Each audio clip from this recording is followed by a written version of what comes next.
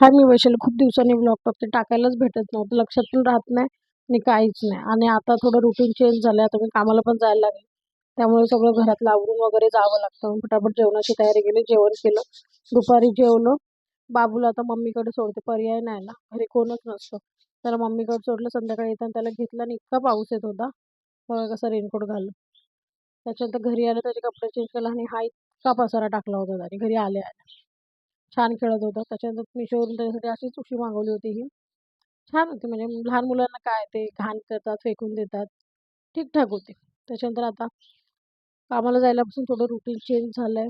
लवकर झोपावं लागतं. पहिलं कसं आरामात झोपायचो, जागायचो 1:30-2 वाजेपर्यंत. आता नाही. 11 पर्यंत झोपून जातो. मग सकाळची तयारी केली. भाजी वगैरे कापून ठेवली. त्याच्यानंतर बाबूसोबत खेळत-खेळत संपवला दिवस. भेटूया उद्या. थँक